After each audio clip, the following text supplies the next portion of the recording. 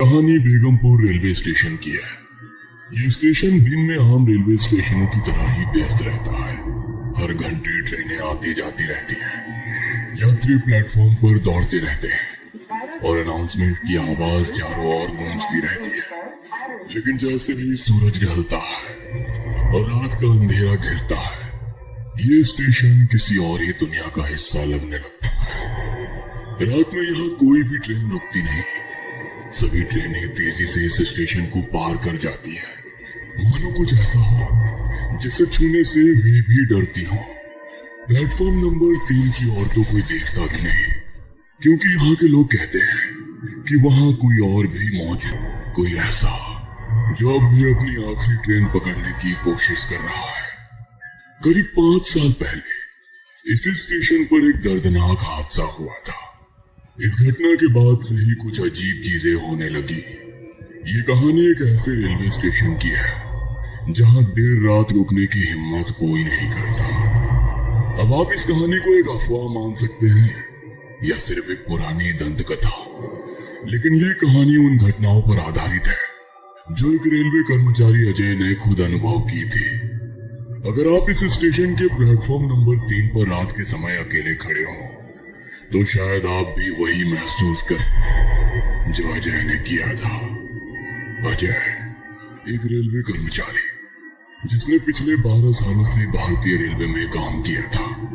कुछ महीने पहले ही उसकी ट्रांसफर बेगमपुर रेलवे स्टेशन पर हुई थी।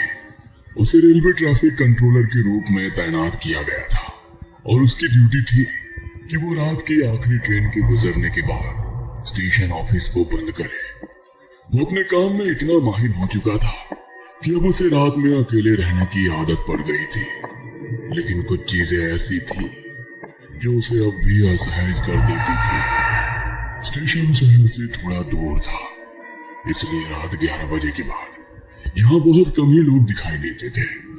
लेकिन कुछ कर्मचारियों और लोगों में ये चर्चा थी कि आधी रात के बाद प्लेटफॉर्म नंबर 3 पर अजीब चीजें होती हैं। कुछ कहते थे कि वहां किसी की परछाई दिखती है, तो कुछ को ऐसा लगता था कि वहां से किसी के चलने की आवाजें आती है। एक दिन अजय ने अपने एक साथी रमेश से पूछा, ये प्लेटफॉर्म नंबर 3 वाली बातें सच है या लोग बस मजे ले रहे हैं? रमेश ने हल्की हंसी के साथ जवाब दिया, भाई मैंने खुद कुछ नहीं देखा, लेकिन बहुत से लोगों ने अजीब चीजें महसूस की हैं। पहले एक गार्ड था, उसने दावा किया था कि उसे प्लेटफॉर्म नंबर 3 पर एक आदमी बैठा दिखा, लेकिन जब पास गया तो कोई नहीं था। और ये सिर्फ एक ही बार नहीं हुआ, कई लोग कह चुके हैं कि यहाँ कुछ गड़बड़ है। अजय ने इस पर ज्यादा ध्यान नहीं दिया। उसे भूत प्रेत की कहानियों पर विश्वास नहीं था। वो मानता था कि रात के अंधेरे और दिमाग की थकान के कारण लोग भ्रम का शिकार हो जाते हैं। लेकिन दोस्तों, उसे क्या पता था कि जल्द ही उसे खुद इस रहस्य का सामना करना पड़ेगा। कुछ साल पहले रवि एक सरकारी कर्मचारी था जो रोजाना रात 8:30 बजे की ट्रेन से सफर करता था। लेकिन उस दिन वो ऑफिस में ज्यादा काम की वजह से लेट हो गया था। उसकी पत्नी ने फोन पर बताया था कि घर पर मेहमान आए हुए हैं। वो जल्द से जल्द पहुंचना चाहता था। भागते भागते जब वो स्टेशन पहुंचा, तब तक ट्रेन धीरे धीरे शुरू हो गई थी। जल्दबाजी में उसने दौड़कर ट्रेन पकड़ने की कोशिश की, लेकिन प्लेटफॉर्म गीला था, जिससे उसका पैर फिसल गया और वो सीधे पटरी पर गिर गया।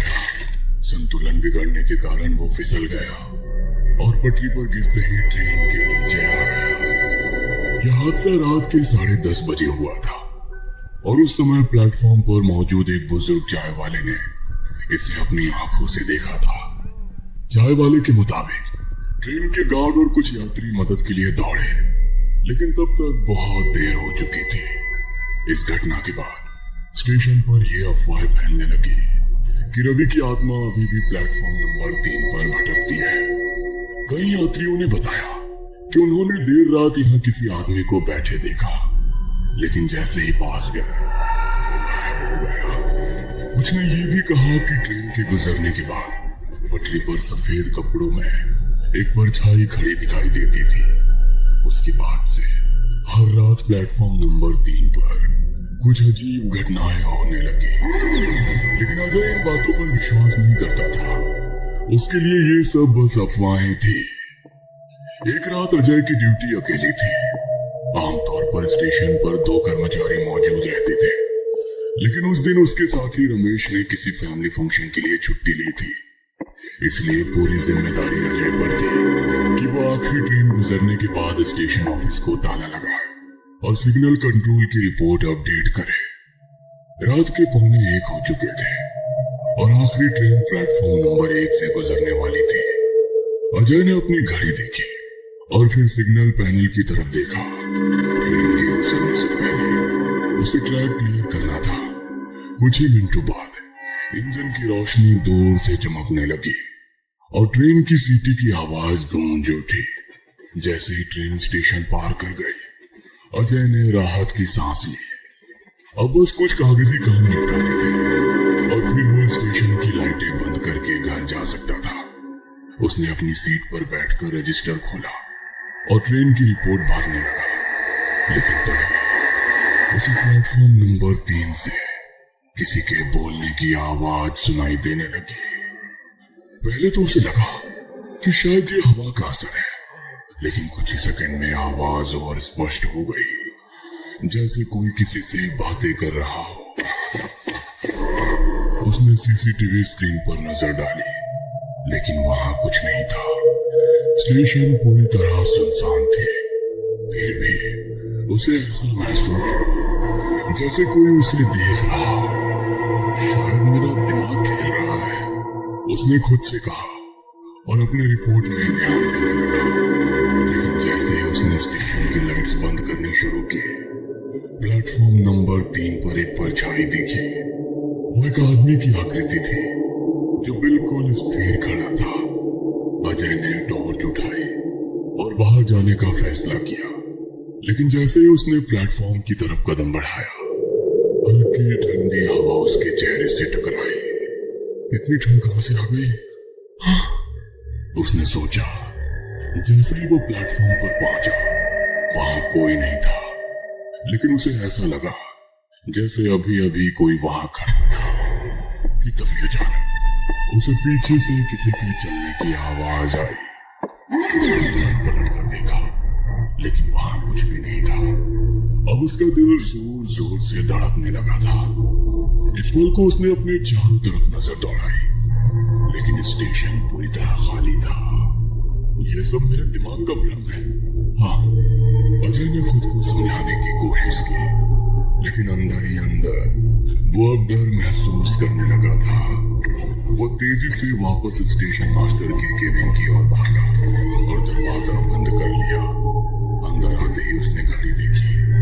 रात के ठीक 1 बज चुके थे। उसने कुछ देर तक गहरी सांस ली और अपने काम में वापस जुटने की कोशिश की, लेकिन उसे ये एहसास होने लगा था कि जो भी हो रहा था वो सिर्फ उसका भ्रम नहीं था। कुछ तो था जो स्टेशन पर मौजूद था। इस रात की घटना के बाद अजय काफी परेशान रहने लगा। उसे यकीन हो गया था कि जो कुछ भी उसने देखा और महसूस किया वो सिर्फ उसकी कल्पना नहीं थी। उस रात के बाद से वो ठीक से सो नहीं पाया। जब भी वो आंखें बंद करता, उसे प्लेटफॉर्म नंबर 3 पर खड़ा वो साया याद आता। अगली शाम ड्यूटी के दौरान अजय ने अपने साथी रमेश से इस घटना का जिक्र किया। रमेश, कल रात कुछ अजीब हुआ था। प्लेटफॉर्म नंबर 3 पर कोई खड़ा था, लेकिन जब मैं पास गया तो वो गायब हो गया। मैंने किसी की आवाज भी सुनी। रमेश ने हंसते हुए कहा। अजय, रात की शिफ्ट में अकेले होते होते तेरा दिमाग खराब हो गया है। नहीं यार, मैं मजाक नहीं कर रहा। कुछ तो है वहां। तू भी तो यहाँ काफी वक्त से काम कर रहा है ना? क्या तुझे कभी कुछ अजीब नहीं लगा? रमेश थोड़ी देर तक चुप रहा, फिर बोला। सच कहूं तो मैंने कभी खुद कुछ ऐसा महसूस नहीं किया, लेकिन कई लोगों से सुना है कि प्लेटफॉर्म नंबर 3 पर रात में मत जाना। मैंने इसे अफवाह समझकर कभी ध्यान नहीं दिया। रमेश की बातें सुनकर अजय संतुष्ट नहीं था। उसने स्टेशन के आसपास के कुछ पुराने दुकानदारों से भी बात की। स्टेशन के बाहर चाय की दुकान चलाने वाले बुजुर्ग रामलाल ने कहा, बेटा, मैंने खुद उस रात रवि को ट्रेन में चढ़ने की कोशिश करते हुए देखा था और फिर उसकी दर्दनाक मौत। उसके बाद से कई लोगों ने उसे रात के वक्त स्टेशन पर देखा है। कुछ कहते हैं कि वो अब भी आखिरी ट्रेन पकड़ने की कोशिश कर रहा है। अब अजय को पूरा यकीन हो गया कि ये कोई मनगढ़ंत कहानी नहीं थी। अजय डर से बीमार पड़ने लगा और एक दिन ड्यूटी पर नहीं आया। रमेश उस रात नाइट शिफ्ट में अकेला था। उस रात करीब 1 बजे रमेश ड्यूटी कर रहा था जब उसे प्लेटफॉर्म नंबर 3 से अजीब आवाजें सुनाई दी। पहले उसने इसे नजरअंदाज किया, लेकिन जब आवाजें तेज होने लगी तो उसने हिम्मत जुटाकर वहां जाकर देखने का फैसला किया। जैसे ही वो प्लेटफॉर्म पर पहुंचा, उसे ठंडी हवा का झोंका महसूस हुआ। फिर उसे दूर एक बेंच पर कोई बैठा दिखा। कौन है वहां? स्टेशन बंद हो चुका है। रमेश ने जोर से कहा, लेकिन वो व्यक्ति नहीं हिला। रमेश ने टॉर्च लगाकर उस पर रोशनी डाली और वो आकृति अचानक गायब हो गई। रमेश डर के मारे भागा और ऑफिस बंद करके घर चला गया। अगली सुबह वो अजय के घर गया। अजय, मैंने उसे देखा तो सही कह रहा था। अब दोनों को एहसास हुआ कि जो कुछ हो रहा था वो सच था, लेकिन स्टेशन मास्टर और अन्य अधिकारी उनकी बातों को मजाक समझते थे। धीरे धीरे अजय और रमेश की हालत बिगड़ने लगी। हर रात ड्यूटी पर जाना मुश्किल हो रहा था। उन्हें लगातार ऐसा लगता था कि कोई उनकी हर हरकत देख रहा है। कभी कभी तो टेलीफोन अपने आप बज उठता, लेकिन जब भी रिसीवर उठता तो दूसरी तरफ सिर्फ भारी सांसों की आवाज सुनाई देती। उनका मानसिक तनाव इतना बढ़ गया कि उन्होंने स्टेशन मास्टर से नाइट शिफ्ट बदलने की गुजारिश की, लेकिन किसी ने उनकी बात को गंभीरता से नहीं लिया। अजय अब पूरी तरह परेशान हो चुका था। उसे समझ नहीं आ रहा था कि आखिर ये आत्मा उसे और रमेश को ही क्यों परेशान कर रही थी। अब सवाल था कि अगर इस डर को सहकर यहाँ काम करते रहेंगे या फिर किसी तरह इससे छुटकारा पा सके। उसने तय किया कि अब वो इसका हल निकालेगा। अगले ही दिन अजय ने कुछ स्थानीय लोगों और अपने पुराने सहकर्मियों से बात की। लोगों ने उसे समझाया कि जब आत्माएं किसी जगह पर बंधी होती है तो वे कभी कभी वहां रहने वाले लोगों से संपर्क करने की कोशिश करती है, लेकिन अजय को यकीन नहीं हुआ। उसने परवेज अंसारी नाम के एक पैरानॉर्मल इन्वेस्टिगेटर से संपर्क किया। अजय को उसके बारे में स्टेशन के पास वाले एक दुकानदार से पता चला था। उसने बताया था कि अगर कोई इस रहस्य को सुलझा सकता है तो वो परवेज है, जो पहले भी कई रहस्यमय घटनाओं की जांच कर चुका था। परवेज ने स्टेशन पर आकर कुछ जांच और वहाँ कुछ अजीब चीजें महसूस की। आत्मा शांत हो गई है, इसे इस दुनिया से जाने नहीं दिया गया। उसने कहा। अजय ने उसे रवि के बारे में बताया, कैसे वो आखिरी ट्रेन पकड़ने की कोशिश में मारा गया। आत्मा इसलिए यहाँ अटकी हुई है क्योंकि इसे अपने जाने का एहसास ही नहीं हुआ। हो सकता है इसे अभी भी लगे कि वो ट्रेन पकड़ सकता है। इसे मुक्ति देने के लिए हमें इसकी आखिरी इच्छा को पूरा करने का कोई तरीका ढूंढना होगा। परवेज ने समझाया। परवेज ने कुछ दिनों तक स्टेशन पर रहकर डिटेल में जांच की। उसने वहां कई बार EVP electronic voice phenomena record करने की कोशिश की और कुछ विचित्र आवाजें कैद भी हुई। लेकिन जो सबसे चौंकाने वाली बात थी वो ये कि आत्मा केवल उन्हीं लोगों को परेशान कर रही थी जो भूत प्रेत पर विश्वास नहीं करते थे। यह आत्मा उन लोगों को निशाना बनाती है जो इसे झूठ समझते हैं।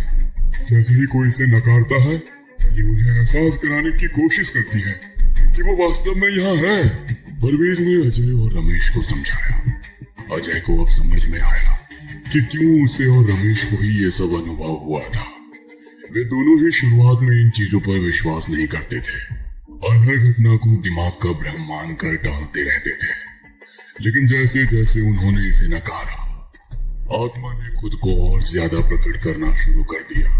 उसने उन्हें बताया शायद अगर एक बार फिर ट्रेन रवि के लिए रुकती और वो उसमें चढ़कर अपनी यात्रा पूरी करता तो उसकी आत्मा को चैन मिल सकता है। परवेज की सलाह मानते हुए अजय और रमेश ने रेलवे के कुछ अधिकारियों और स्थानीय कर्मचारियों की मदद से एक योजना बनाई। वही समय चुना गया जब रवि की मौत हुई थी।